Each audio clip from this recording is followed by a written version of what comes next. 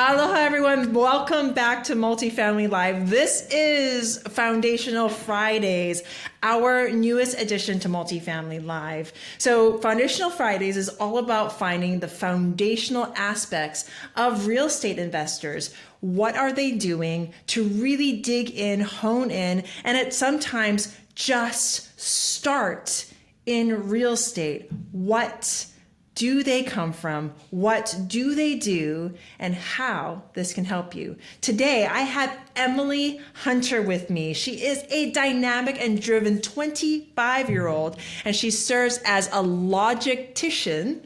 I'm going to have to ask her how to actually say that, in the United States Air Force, while concurrently pursuing a thriving career as a multifamily real estate investor. So I want everyone here to welcome Emily Hunter. Welcome to the show, Emily. Hi, Pili. Thank you so much for having me. Super excited to have you here. You sent me this extensive bio, but people on my show have heard my voice enough. So I want to hear it from you. What is a logistician? Yes. So let's start off with that. What's a logistician? And tell us a little bit about your military service. Yeah, so it is a logistician. Logistician. Yes. And it is just a dynamic job within the Air Force where you touch a little bit of everything. I've had the opportunity in the about 2 years that I've been in this career field to work in the vehicle management side of things. So making sure that all the vehicles that people in the Air Force drive are taken care of and fixed. I'm currently working in the deployment center, so we're getting people where they need to go, overseas, also stateside. I've also worked in the ground transportation side of things, making sure that people on aircrafts are picked up when they need to be picked up. And I actually live in the National Capital Region, so Washington, D.C. area, and we have a very interesting dynamic at my base because we deal with a lot of the higher level generals in all military branches. They all fly out of our airfield. So we get the opportunity to go on a lot of runs and interact with such, high caliber people who are coming from other branches, but also other countries as well. They're foreign dignitaries. So I do a whole lot. That sounds like there is a lot of balls up in the air. There's a lot of management there. What makes you so good at your job? So having the open mind of just being able to learn.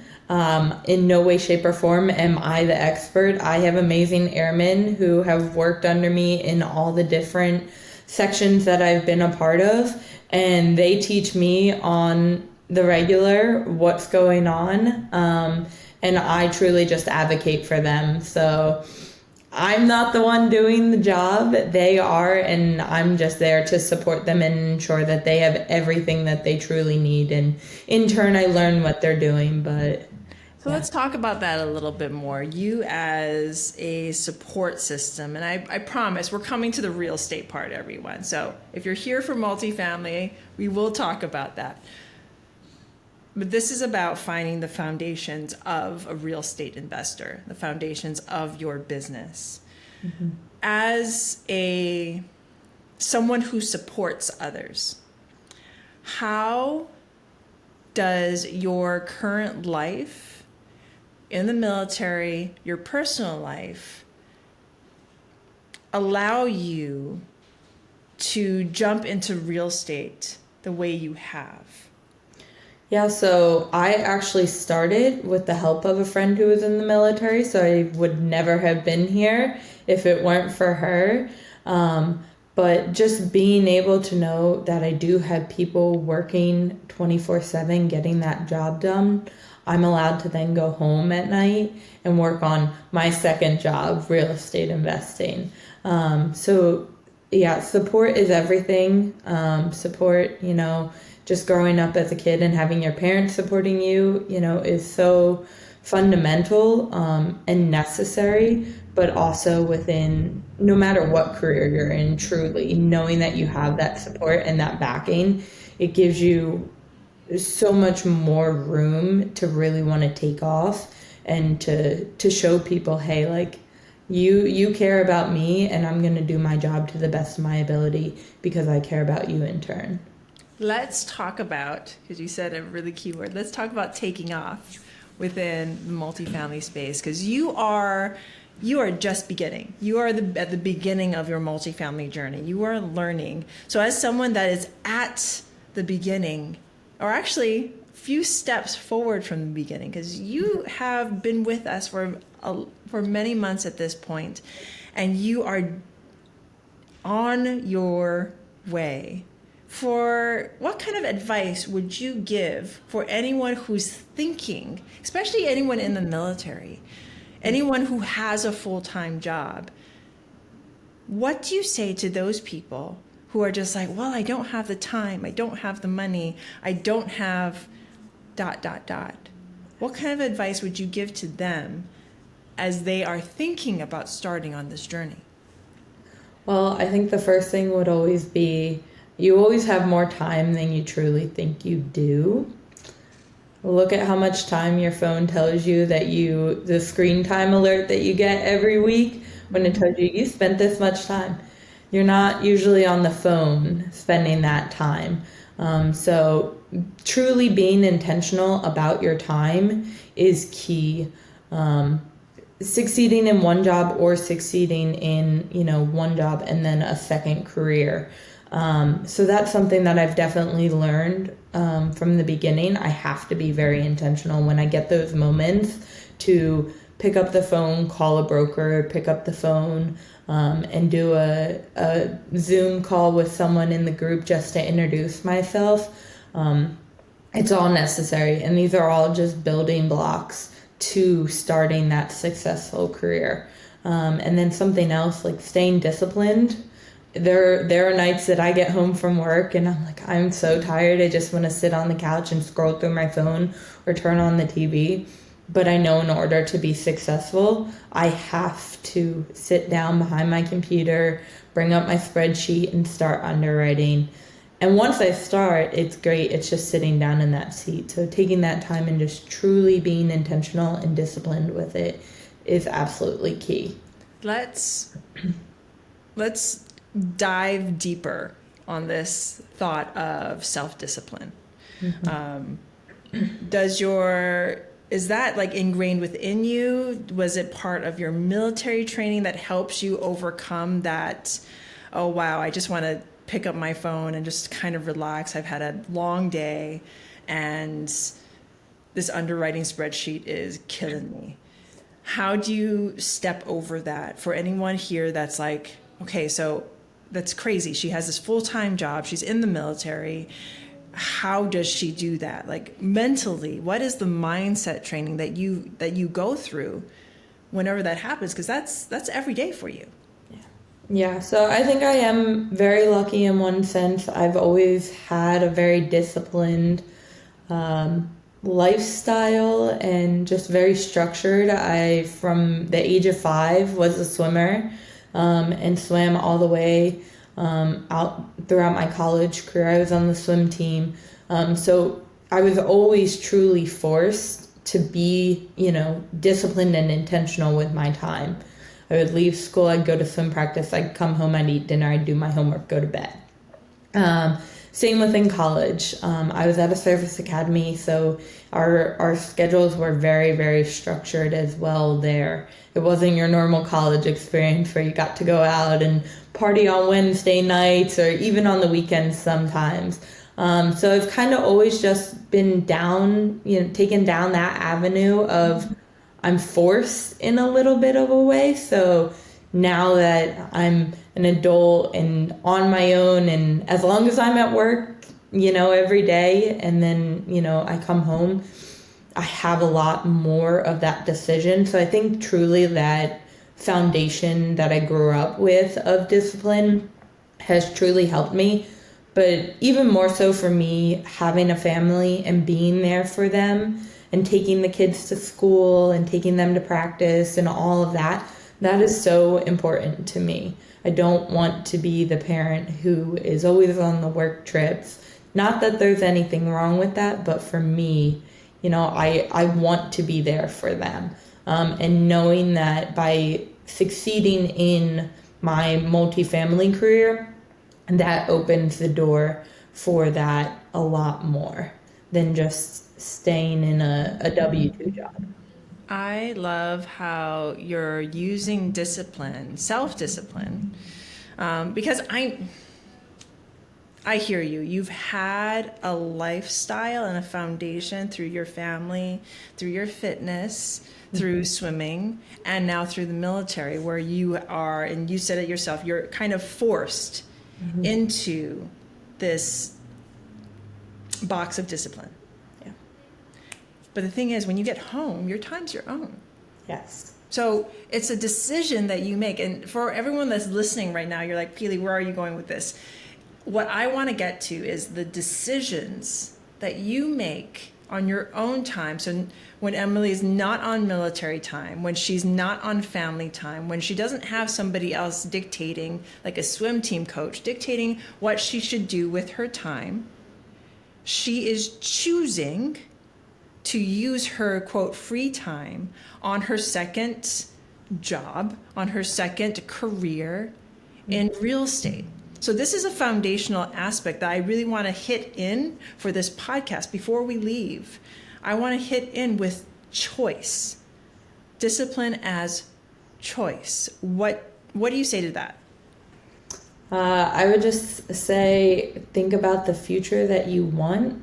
And if you are choosing to be disciplined in the steps that it takes and that are necessary to get to where you want to be, you're going to reach that. If you come home and you sit on the couch, then that's one day further away from your goal. So it's how quickly do you want to get there? Because for me, I want to get there as quickly as I can and reach that freedom that you hear those people who are truly making it in their multifamily careers that they've achieved. So walk me through one of your days, like your typical day in someone who works in the military for the Air Force. You get up, you go to work. Talk me through your day. So my day starts at 4:30. I get up and I go Wait, say that again for everybody in the back.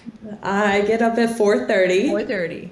Awesome. I get up and I start my day by going to CrossFit. Yes. Because the best part of my day is going to the gym. And it truly sets me up for just such a great day. Getting those endorphins going, seeing the friends that I've created, and just pushing myself to, out of my comfort zone. So I get up, go to the gym, and then get ready for work. I'm usually in work around 7:30, and then I leave about 4. If nothing is truly going bad that day, it's a good day. Because I do live in the DC area, I do have a lot of traffic, unfortunately. So I spend a good amount of time in the car. While you're in the car, what do you listen to anything in particular? Some days I need some music. And that's fine. Yeah, but no, I also do try to use that time well, listen to podcasts, but also listen to audiobooks. So I've been on an audiobook craze lately. So I love I don't like calling them self-help, but they make you better if you allow them. Let's call them make you better books. There you go. So I will listen to those as well.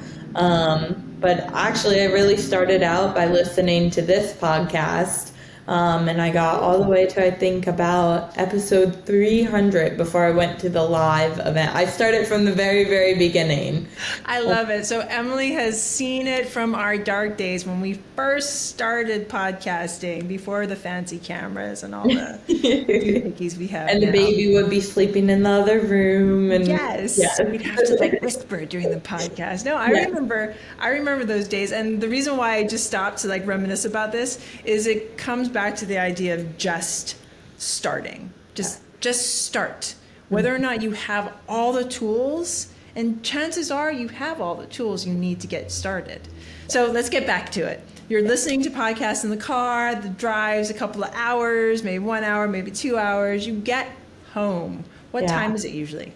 It's about 5 o'clock by that point. And so by this point, you've already had a 12-hour day. Yes. Yes. So I come home, and my husband's also in the military. So depending on his schedule, he's either home by that point or he's still at work. If he's still at work, then I do take the time to just come right into my office, sit down, and just hammer out as much as I can on the multifamily side of things before he gets home. And then we'll have dinner, and at that point it's about 7:30, and we go to bed and we start the next day all over again. So that is amazing. And by the way, congratulations, Mrs. Hunter and Mr. Hunter. When you listen to this, Emily and her amazing husband, they just got married. So congratulations. And this is also foundational. You're a newlywed. How do you find, because I don't believe in balance, but how is this new addition to your life? Yeah. How is that coming along?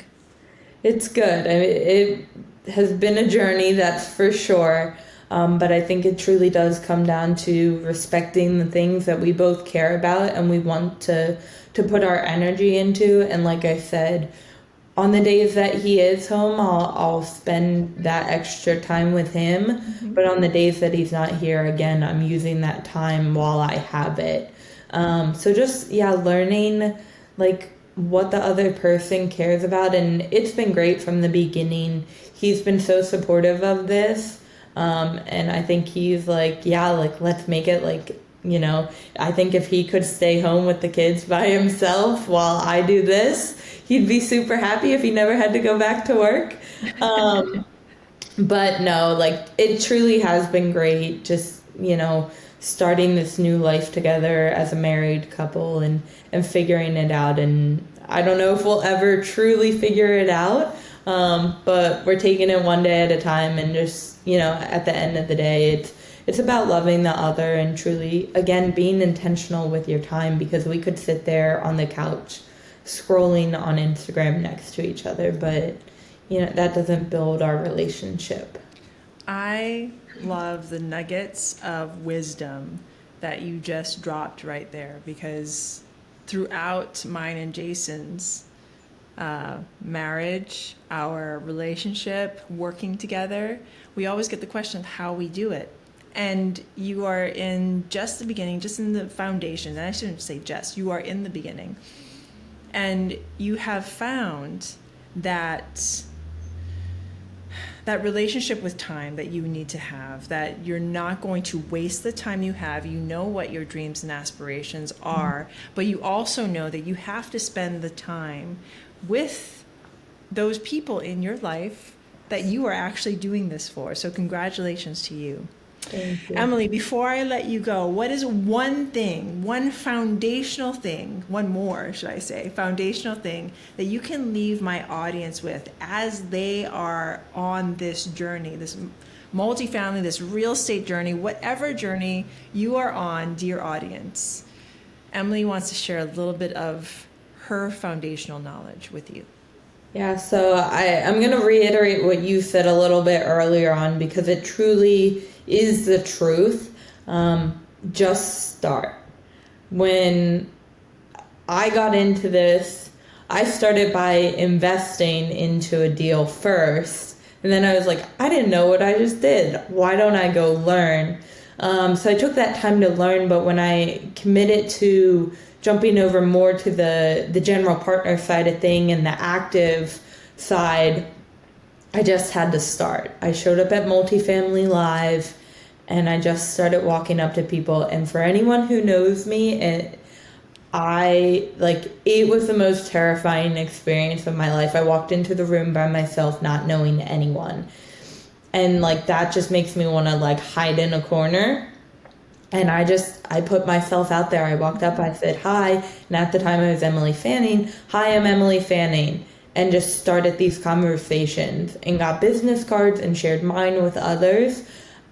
So just starting, just walking into that room, whether it's a meetup that's local, whether it's a Zoom meetup, I promise you, you think you know nothing and you're the only one who knows nothing, and it's not the case at all. Like, just going in there, you are starting. So just start. Just start. Emily, thank you so much for coming on. And from Emily's heart to yours, just get out there. Just start. You heard it. She is not exactly comfortable when it comes to big crowds. But I remember that Multifamily Live. I remember her stepping up. I remember her introducing herself. I remember her putting herself out there. And I remember her having the wherewithal to know that this is what she wanted. These are the steps she was going to take, and she was going to get it. So, Emily, congratulations on all your successes, everything that's going to come your way. And thank you so much for being with us today. And for everyone that's listening, thank you. I am grateful for you. If you loved what you heard, please rate, review, subscribe, and look up Emily. In fact, Emily, how can everyone find you? Yes, so we are getting ready to launch our website, and it is Hunter and Fanning Capital Group. So look us up, and then you can also find me on Facebook, LinkedIn, all the socials. All the socials. So look up Hunter and Fanning Capital Group. Capital Group, yep. All the links will be in the show notes below. Thank you so very much. I'm full of gratitude. So much love, peace, and aloha. Talk to you later. Thanks, Bye now.